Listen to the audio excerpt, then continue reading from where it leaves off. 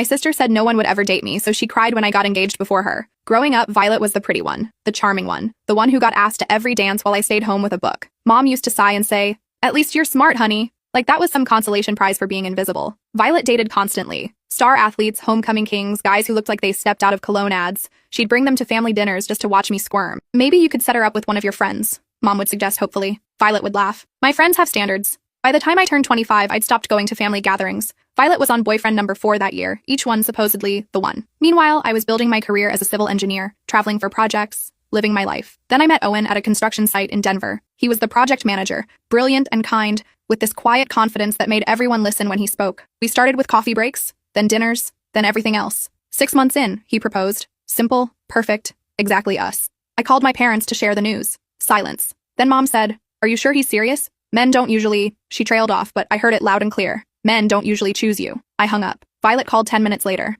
"Congratulations," she said, her voice tight. "I'm really happy for you." She wasn't. I could hear her crying after she thought she'd muted the phone. At our engagement party, Violet showed up with Preston, her latest. She wore white. Actually wore white to my engagement party. She kept touching Preston's arm, laughing too loudly, making sure everyone saw how perfect they were. But I noticed how he checked his phone constantly, how he barely looked at her. Mom pulled me aside. "Don't make a big fuss about the wedding," she whispered. "Violet's having a hard time with this." I just stared at her. My own mother asking me to downplay my happiness because my sister couldn't handle not being the center of attention. 2 weeks before my wedding, Violet called at 2 a.m. "I need to tell you something," she sobbed. Preston had cheated. They'd broken up. "I just thought maybe we could postpone your wedding," she said. "Just a month or 2, until I feel better." I laughed. Actually laughed. "No." She showed up at my wedding anyway, red-eyed and dramatic. During the reception, she cornered Owen near the bar. I watched from across the room as she touched his shoulder, leaned in close. My cousin Tessa appeared beside me. "She's telling him you've always been jealous of her," Tessa whispered. "That you're probably just using him to compete with her." Owen's face went cold. He stepped back, said something brief, and walked away. Violet stood there looking stunned.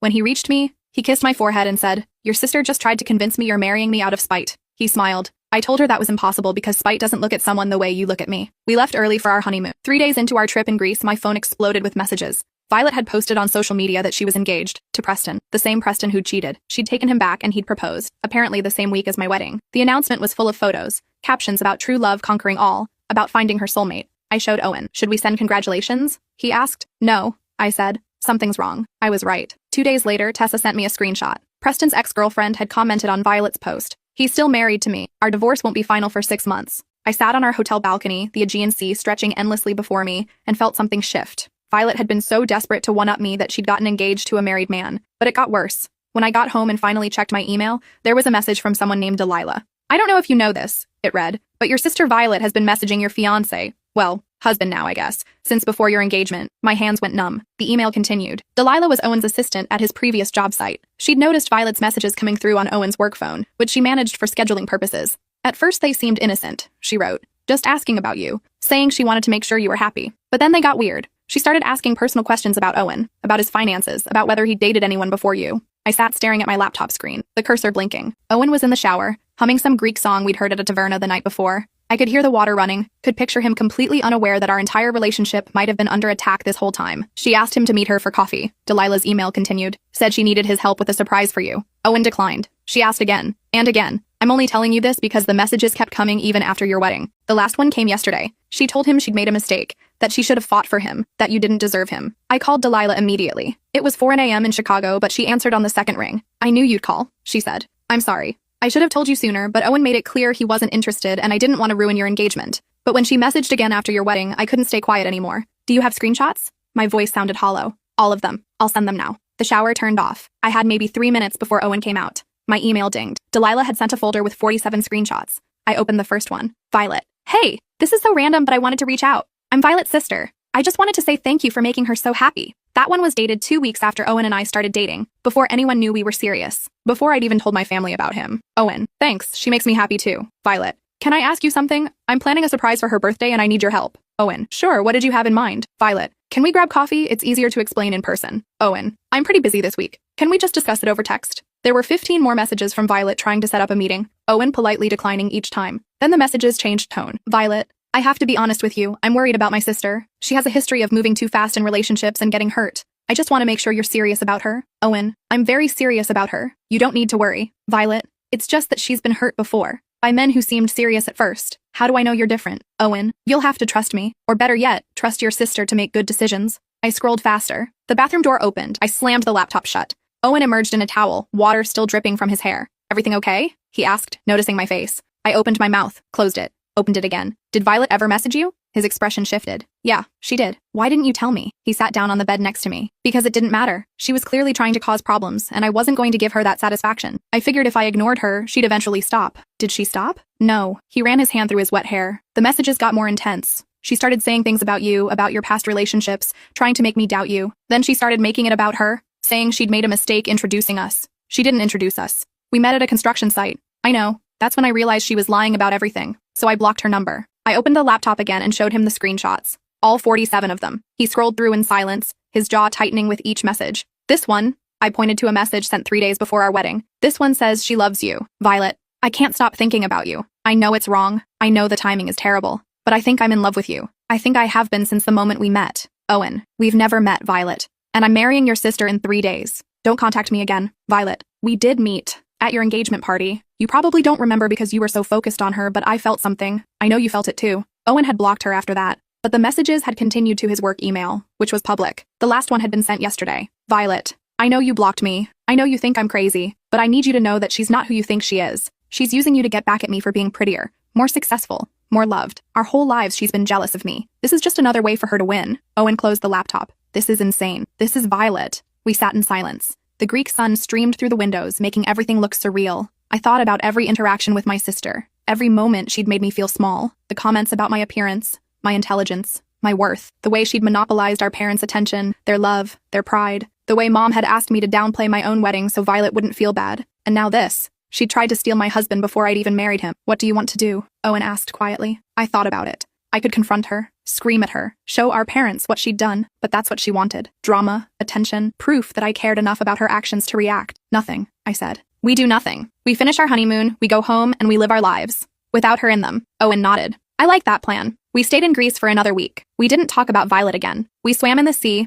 ate grilled octopus at tiny restaurants, got lost in winding stone streets. It was perfect. Until we came home. The first sign something was wrong was our front door. It was unlocked. Owen and I lived in a secure building with a doorman, and we definitely locked the door when we left. Owen pushed it open slowly. Our apartment had been ransacked. Not robbed, ransacked. Drawers pulled out, contents dumped on the floor, couch cushions slashed, wedding photos ripped from frames, torn into pieces and scattered across the living room floor. On our bedroom mirror, written in red lipstick, "You don't deserve him." I called the police. They came, took photos, asked questions. The doorman swore no one had come up to our floor except maintenance, but the maintenance company had no record of any scheduled work. There was no sign of forced entry. Whoever did this had a key. Only 3 people had keys to our apartment. Me, Owen, and my mother. I'd given Mom a spare key 6 months ago when she'd offered to water my plants while I was traveling for work. Where's the key now? The police officer asked. I called Mom. Do you still have my apartment key? Of course, sweetheart. Why? Can you check right now? Make sure it's still there? I heard her moving around, opening drawers. It's not in the usual spot. Let me look. 5 minutes later. I can't find it.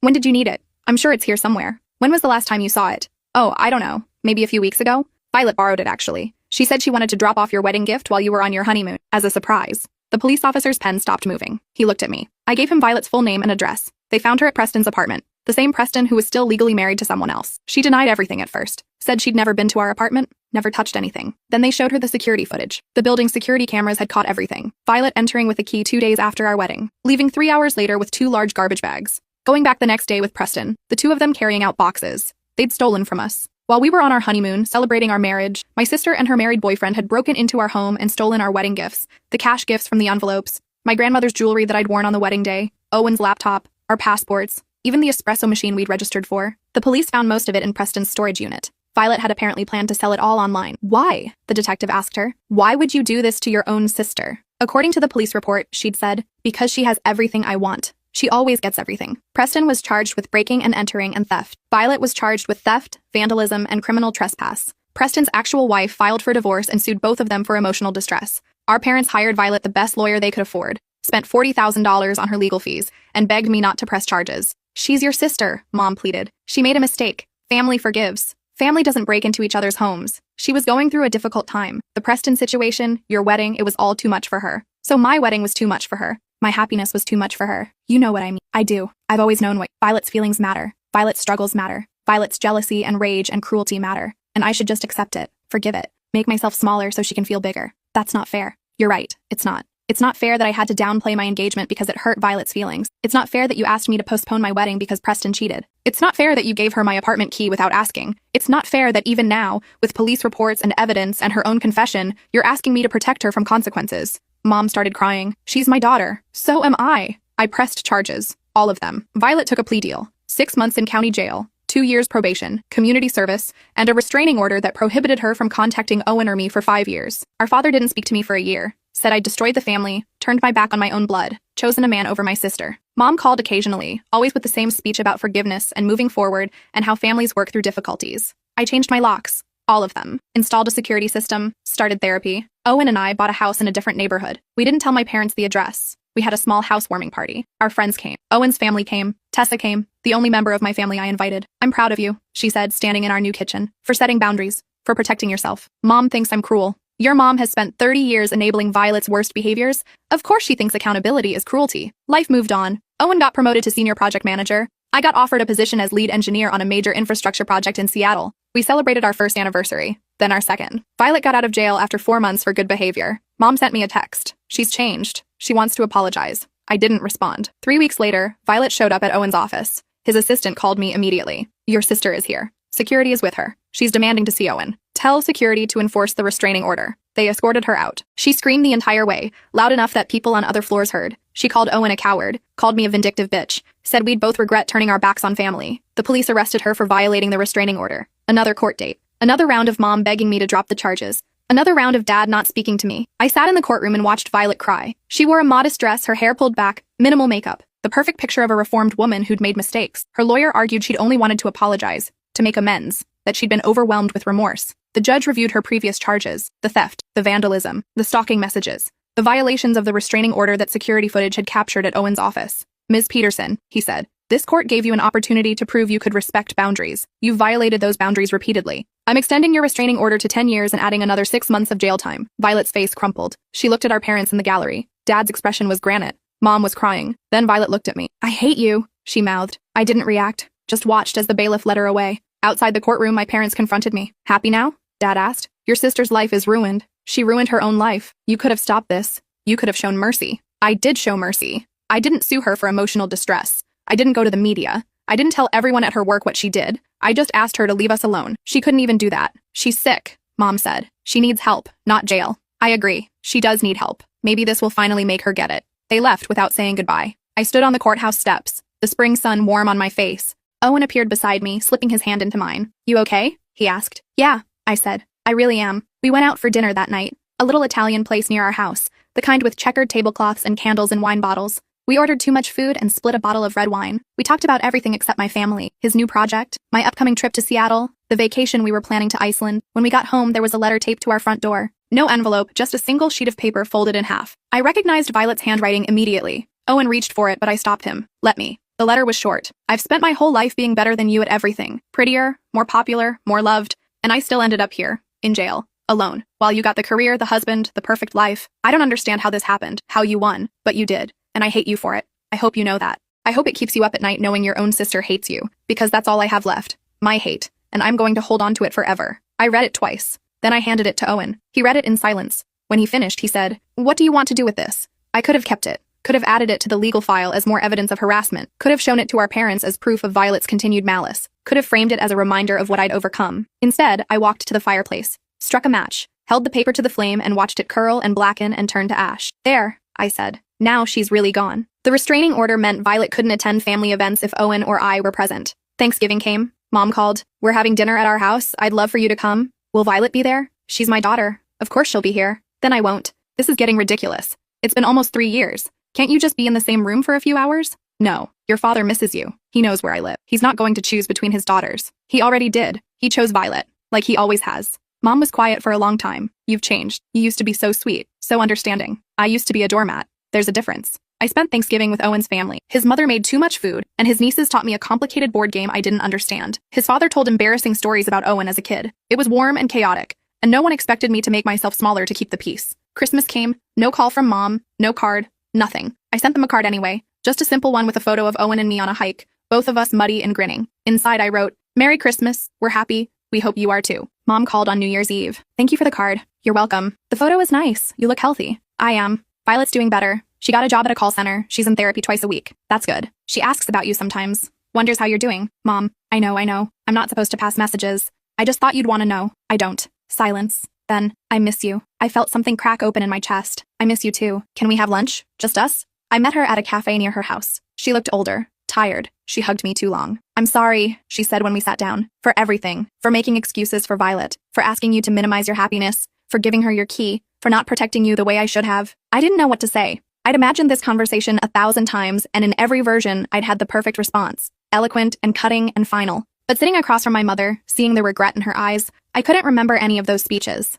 Why? I asked instead. Why was it always her? Mom stirred her coffee. Because she demanded it. From the moment she was born, she demanded attention, affection, everything. And if she didn't get it, she'd scream until she did. You were different. You were quiet, self-sufficient. You didn't need me the way she did. I did need you. I know. Her voice broke. I know you did. And I failed you. I told myself I was being fair, giving each daughter what she needed. But really, I was just taking the path of least resistance. It was easier to give Violet what she wanted than to deal with her tantrums. And you never complained. So I thought you were fine. I wasn't fine. I was invisible. You were never invisible to me. I just got so used to you being strong that I forgot you needed support too. We talked for 2 hours. She told me about her childhood, about being the youngest daughter expected to cater to her older sisters, about how she'd seen herself in me, the capable one, the responsible one, about how she'd unconsciously recreated the same dynamic with her own daughters. Your father and I are in marriage counseling, she said. We're trying to understand our role in all of this. He's having a harder time with it than I am. He still thinks if everyone would just forgive and forget, we could go back to normal. There is no normal. There never was. I'm starting to see that. We finished our coffee. She walked me to my car. Can we do this again? She asked. Lunch? Maybe. I'll take maybe. I drove home and told Owen everything. He listened without interrupting. Do you believe her? He asked when I finished. I don't know. Part of me wants to. Part of me is waiting for her to defend Violet again, to ask me to give her one more chance. What does your gut say? I thought about it. That she means it. But meaning it isn't the same as changing. No, it's not. 3 months later, Mom invited me to lunch again. This time she brought photo albums. Pictures from my childhood I'd never seen. Me at my high school graduation, beaming. Me at a science fair, holding a trophy. Me building a birdhouse with my grandfather. I found these in the attic, she said. I'd forgotten about them. But looking through them, I realized something. I have hundreds of photos of Violet. At every birthday party, every school event, every achievement. But I only have a handful of you. Because I was always behind the camera at Violet's events. And always in the audience at yours. Never documenting, never celebrating the same way. She slid one photo across the table. Me at 8 years old, gap-toothed and grinning, holding up a certificate for perfect attendance. Do you remember this? She asked. No. You were so proud. You'd worked so hard, never missed a day even when you were sick. You wanted to show me right away. But when you got home, Violet was having a meltdown because she didn't make the cheerleading squad. I told you we'd celebrate your award later. We never did. I stared at the photo. At my younger self smile. So hopeful. I'm giving these to you, Mom said. Because you deserve to have proof that you mattered. Even if I didn't show it the way I should have. I took the albums home, spent an evening going through them. Owen sat beside me, pointing out photos. Look how cute you were. Is that your science fair project? You've always had that smile. That night, I called Mom. Thank you for the photos. You're welcome, sweetheart. This doesn't fix everything. I know. But it's a start. That's all I'm asking for. Slowly, carefully, we rebuilt something. Not the relationship we'd had before, but something new. Something built on honesty instead of avoidance. We had lunch once a month. She never mentioned Violet unless I asked. And I rarely asked. Dad was harder. He came to one lunch, sat in stiff silence while Mom and I talked about my work. When I mentioned Owen, Dad's jaw tightened. How is Owen? Mom asked, shooting Dad a warning look. He's great. Just got promoted to director of operations. That's wonderful. Dad finally spoke. Must be nice, having a supportive husband while your sister rots in a minimum wage job. Dad. What? It's true. She's working at a call center,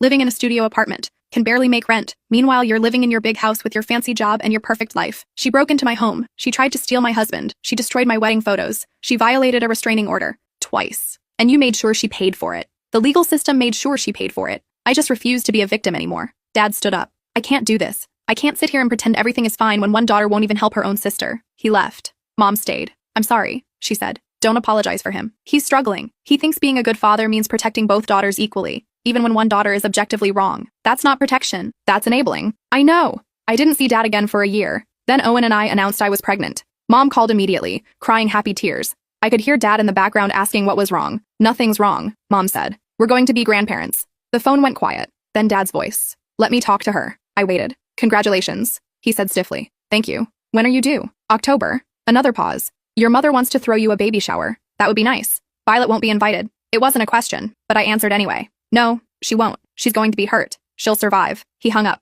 But 2 weeks later, a package arrived. A wooden rocking chair. Hand-carved. Beautiful. The The card said, "For the baby. Love, Dad." Owen assembled it in the nursery. I sat in it, rocking slowly, crying for reasons I couldn't fully explain. Mom threw the baby shower at her house. Dad was there, awkward but present. He gave me a hug that lasted 3 seconds longer than usual. "You're going to be a great mother," he said. "Thanks, Dad." The shower was small. Owen's family, my friends from work, Tessa and her wife, Mom's sister, who'd always been kind to me. No one mentioned Violet. No one asked why half the family was missing. We ate cake and opened presents and celebrated the life growing inside me. On my way out, Mom pulled me aside. "Violet called this morning. She'd seen the shower on my calendar. She wanted to know if she could come." My stomach clenched. "What did you tell her?" I said no, that this was your day, and she'd forfeited the right to be part of these moments. "How did she react?" "She cried. Said I was choosing you over her, that I was a terrible mother, that she'd never forgive me." "I'm sorry." "Don't be. I should have said no to her a long time ago. Would have saved us all a lot of pain." My daughter was born on October 15th. 7 pounds, 3 ounces. Perfect. We named her Iris, Owen's grandmother's name. Nothing from my family. A clean slate. Mom and Dad came to the hospital. Dad held Iris with shaking hands, tears streaming down his face. "She's beautiful," he whispered. "Just like her mother," Mom said, smiling at me. For the first time in my life, I believed her. We took Iris home. Owen's parents came to visit, bringing casseroles and baby clothes and overwhelming love. My parents came too, less often but consistently. Mom taught me how to swaddle. Dad installed a car seat with meticulous precision. Life fell into a rhythm. Sleepless nights, endless laundry, the peculiar joy of a baby's first smile. Owen was an incredible father, patient and gentle and completely smitten. We were exhausted and happy and building our family exactly the way we wanted. Then Iris turned 6 months old. I was at the grocery store with her when I saw Violet. She was at the opposite end of the aisle, staring at us. She looked different, thinner. Her hair was shorter, darker. She looked worn down. For a moment, neither of us moved. Then she started walking toward us. My first instinct was to run. The restraining order had expired 2 months ago, so legally she could approach me. But every cell in my body screamed danger. I stood my ground, put myself between her and the stroller. She stopped a few feet away. "She's beautiful," Violet said, looking at Iris. "Thank you. She has your eyes." "What do you want, Violet?"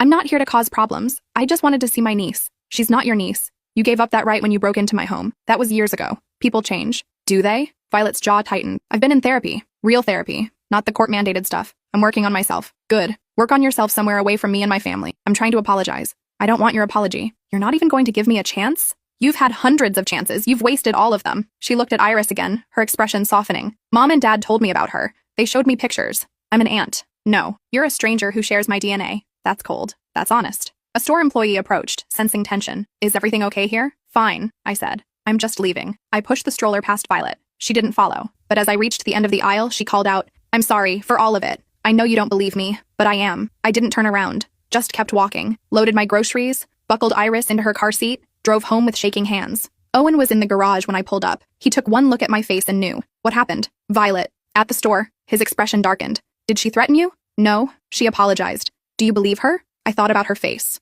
The genuine remorse I'd seen there. The exhaustion. The years that had passed since the last time we'd spoken. "I don't know," I said honestly. "Part of me wants to. The same part that still remembers being kids together, sharing a room, telling secrets in the dark, but the rest of me remembers everything that came after. You don't owe her forgiveness." "I know." That night I called Mom. Violet approached me today. "I know." She called me right after. She was crying. "Did she say what happened? That she tried to apologize and you rejected her? That you wouldn't even look at her?" "That's not exactly what happened." "I figured. But that's Violet's version. The victim narrative. So you don't believe her?" Mom sighed. "I want to. God, I want to believe she's changed. That the therapy is working. That she's genuinely sorry. But I've been through this cycle before. The apology, the promises, the temporary improvement. Then something happens and we're right back where we started. So what do I do? Whatever feels right for you. You don't owe her anything. Not forgiveness, not a relationship, not even acknowledgement. You've built a good life without her. You're allowed to keep it that way." I thought about that. The life Owen and I had created. The home, the baby, the peace. Did I really want to risk it by letting Violet back in? A month later, Violet sent a letter. A real one, handwritten, 6 pages long. She wrote about her therapy, about realizing she'd spent her whole life deriving her self-worth from being better than me, about how when I finally succeeded in ways she couldn't, it had shattered her entire identity, about the jealousy that had consumed her, how it had poisoned every relationship she'd had.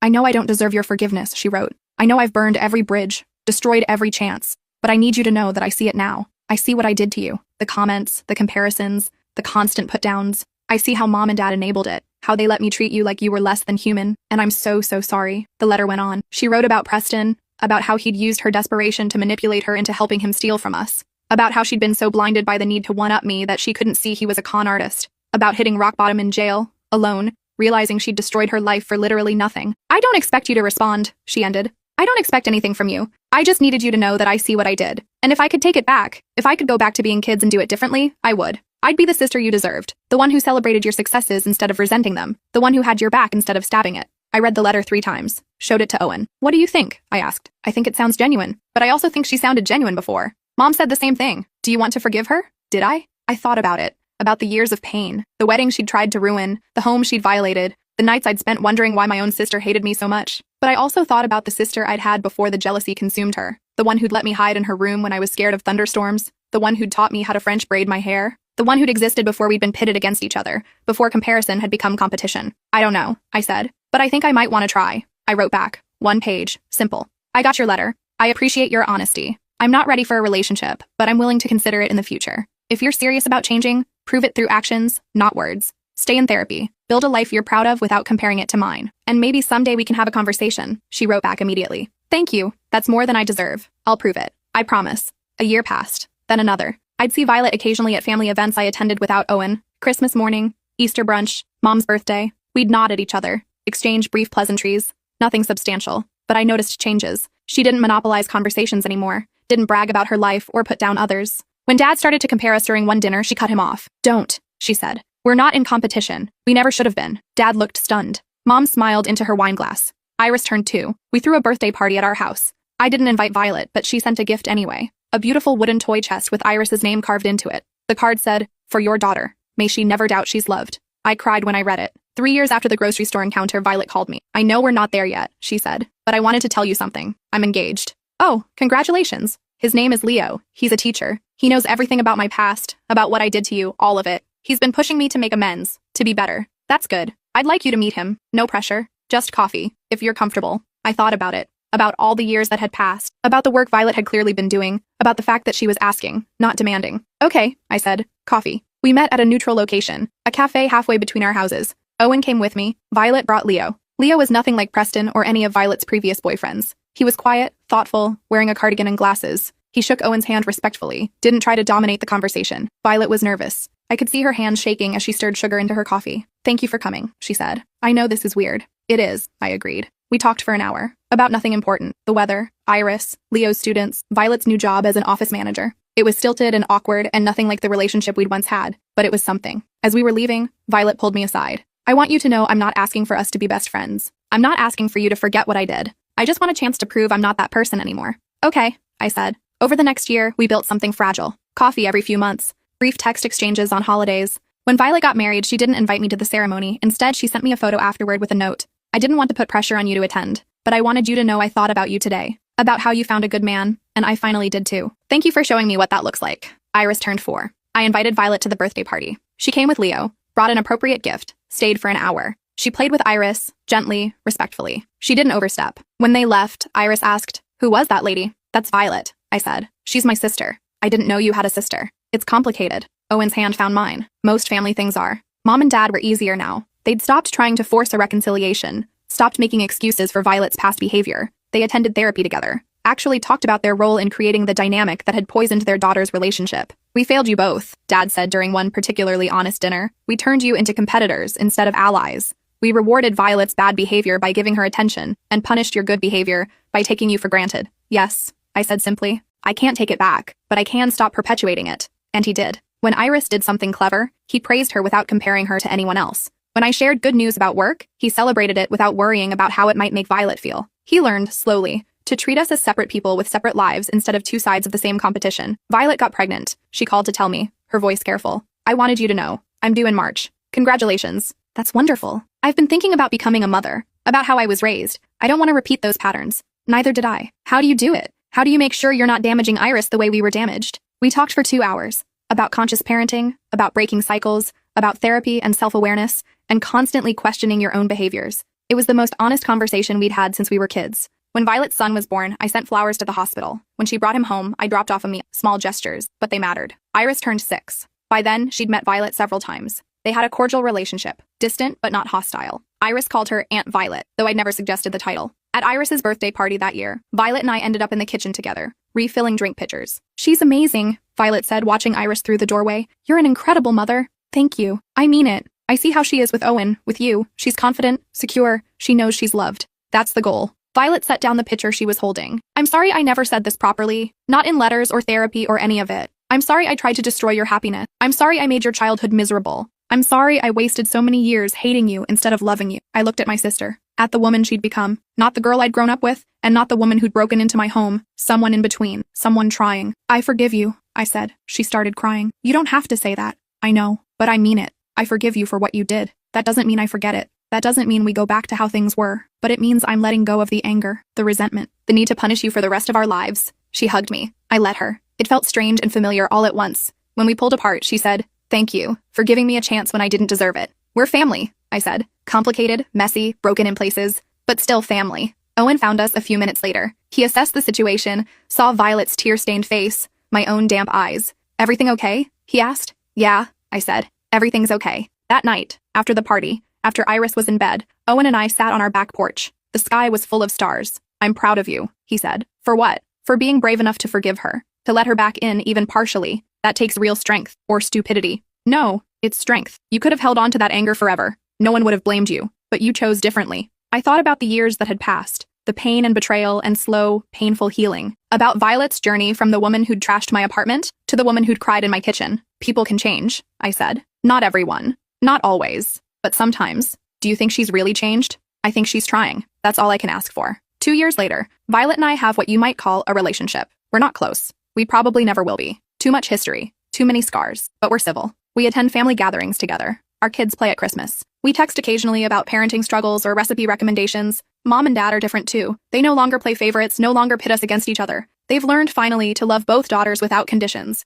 Iris is 8 now, happy and confident. She knows she has an aunt, knows there's complicated history there, but it doesn't define her childhood the way it defined mine. Last month, Violet called me. "I'm writing you a real apology," she said. "Not the kind where I list my excuses. A real one, where I take full responsibility for everything I did. You don't have to. I do. Not for you. For me. I need to say it out loud, own all of it, and accept that some things can't be fully repaired." She sent it 3 days later. 27 pages. Handwritten. Every incident she could remember. From childhood cruelty to the apartment break-in. Every moment she'd made me feel small. Every way she'd betrayed my trust. I read it in one sitting, cried through most of it. Not because the memories didn't hurt anymore, but because I could see how much it had cost her to write them all down. At the end, she wrote, "I can't take any of this back. I can't give you the childhood you deserved, or the sisterly relationship we should have had. All I can do is make sure I'm better now. Make sure my son never treats anyone the way I treated you. Make sure I spend the rest of my life being the person I should have been all along. I love you. I always have, even when I was doing everything possible to hurt you. And I'm sorry it took me 30 years to figure out how to show it." I kept the letter, put it in a box with our wedding photos and Iris's baby pictures and all the other artifacts of our life. Sometimes I take it out and read it. Remember where we started and how far we've come. It's not a fairy tale ending. It's not complete redemption or perfect reconciliation, but it's real. And it's enough. My sister said no one would ever date me. She cried when I got engaged before her. She tried to destroy my marriage, my home, my happiness. But I got the last word. Not through revenge or punishment, but through building a life so full of love that her hatred couldn't touch it. And eventually, after years of work and growth and painful honesty, we found our way to something resembling peace. It's not the relationship I dreamed of having with a sister, but it's the one we have. And after everything we've been through, that feels like its own kind of miracle.